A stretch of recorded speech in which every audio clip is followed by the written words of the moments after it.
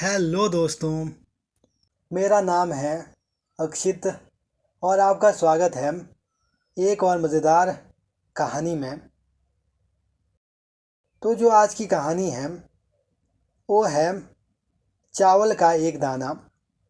कि आखिर चावल का एक दाना क्या है? चावल के एक दाने के पीछे कहानी का क्या उद्देश्य है? तो ये सब जानेंगे हम इस कहानी में कि आखिर चावल के एक दाने की क्या कीमत है, आखिर इसकी ज़रूरत हमें क्यों पड़ी। तो ये सब जानेंगे हम इस कहानी में। तो बिना किसी देरी के शुरू करते आज की कहानी। शोभित एक मेधावी छात्र था। उसने हाई स्कूल और इंटरमीडियम की परीक्षा में पूरे ज़िले में टॉप किया था।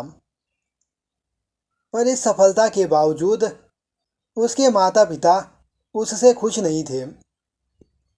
कारण था पढ़ाई को लेकर उसका घमंड और अपने बड़ों से तमीज़ से बात न करना। वह अक्सर ही लोगों से ऊंची आवाज़ में बात किया करता और अकारण ही उनका मजाक उड़ा देता। खैर दिन बीतते गए और देखते ही देखते शोभित स्नातक भी हो गया। स्नातक होने के बाद शोभित नौकरी की खोज में निकला। प्रतियोगी परीक्षा पास करने के बावजूद उसका इंटरव्यू में चयन नहीं हो पाता था। शोभित को लगा था कि अच्छे अंक के दम पर उसे आसानी से नौकरी मिल जाएगी, पर ऐसा हो न सका। काफ़ी प्रयास के बाद भी वो सफल ना हो सका। हर बार उसका घमंड, बात करने का तरीका इंटरव्यू लेने वाले को अखर जाता। निरंतर मिल रही असफलता से शोभित हताश हो चुका था। पर अभी भी उसे समझ नहीं आ रहा था कि उसे अपना व्यवहार बदलने की आवश्यकता है या नहीं। एक दिन रास्ते में शोभित की मुलाकात अपने स्कूल के प्रिय अध्यापक से हो गई। वह उन्हें बहुत मानता था और अध्यापक भी उससे बहुत स्नेह करते थे। शोभित ने अध्यापक को सारी बात बताई। चूंकि अध्यापक शोभित के व्यवहार से परिचित थे, तो उन्होंने कहा कि कल तुम मेरे घर आ जाना, तब मैं तुम्हें इसका उपाय बताऊंगा। शोभित अगले दिन मास्टर साहब के घर गया। मास्टर साहब घर पर चावल पका रहे थे। दोनों आपस में बात ही कर रहे थे कि मास्टर साहब ने शोभित से कहा, जाके देख के आओ कि चावल पके कि नहीं। शोभित अंदर गया। उसने अंदर से ही कहा कि सर चावल पक गए, मैं गैस बंद कर देता हूँ। मास्टर साहब ने भी ऐसा ही करने को कहा। शोभित बोला, ये तो बहुत आसान था। अब शोभित और मास्टर साहब आमने सामने बैठे थे। मास्टर साहब शोभित की तरफ मुस्कुराते हुए बोले, शोभित तुमने कैसे पता लगाया कि चावल पक गए हैं? शोभित बोला, ये तो बहुत आसान था। मैंने चावल का एक दाना उठाया और उसे चेक किया कि वो पका है कि नहीं। वो पक चुका था, तो मतलब चावल पक चुके हैं। मास्टर जी गंभीर होते हुए बोले, यही तुम्हारे असफल होने का कारण है। शोभित उत्सुकतावश मास्टर जी की ओर देखने लगा। मास्टर साहब समझाते हुए बोले कि एक चावल के दाने ने पूरे चावल का हाल बयां कर दिया। सिर्फ एक चावल का दाना काफ़ी है यह बताने को कि अन्य चावल पके हैं या नहीं।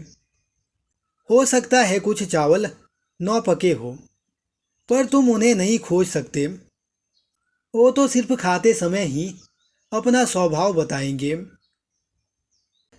इसी प्रकार मनुष्य कई गुणों से बना होता है। पढ़ाई लिखाई में अच्छा होना उन्हीं गुणों में से एक है। पर इसके अलावा अच्छा व्यवहार, बड़ों के प्रति सम्मान, छोटों के प्रति प्रेम, सकारात्मक दृष्टिकोण, ये भी मनुष्य के आवश्यक गुण हैं। तुमने अपना एक गुण तो पका लिया है, पर बाकियों की तरफ ध्यान ही नहीं दिया और सिर्फ पढ़ाई लिखाई में अच्छा होने से कहीं ज़्यादा ज़रूरी है। इसलिए जब कोई इंटरव्यूअर तुम्हारा इंटरव्यू लेता है तो तुम उसे कहीं से पके और कहीं से कच्चे लगते हो, और अध पके चावलों की तरह ही कोई इस तरह के कैंडिडेट्स भी पसंद नहीं करता। शोभित को अपनी गलती का एहसास हो चुका था। वो अब मास्टर जी के यहाँ से नई एनर्जी लेके जा रहा था। तो दोस्तों, हमारे जीवन में भी कोई ना कोई बुराई होती है। हो सकता है हमें वह बुराई खुद नज़र न आती हो, पर सामने वाला बुराई को तुरंत भाप लेता है। अतः हमें निरंतर यह प्रयास करना चाहिए कि हमारे गुणों से बना चावल का एक एक दाना अच्छी तरह से पका हो, ताकि हमें कोई भी कहीं से भी चखे तो उसे हमारे अंदर पका हुआ दाना ही मिले। तो मुझे उम्मीद है कि आपको ये वाली कहानी समझ में आ गई होगी कि आखिर चावल का एक दाना क्या है। तो इसी प्रकार हमारी ज़िंदगी में भी ऐसी बहुत सारी बुराइयां होती हैं जिसे हम देख नहीं पाते।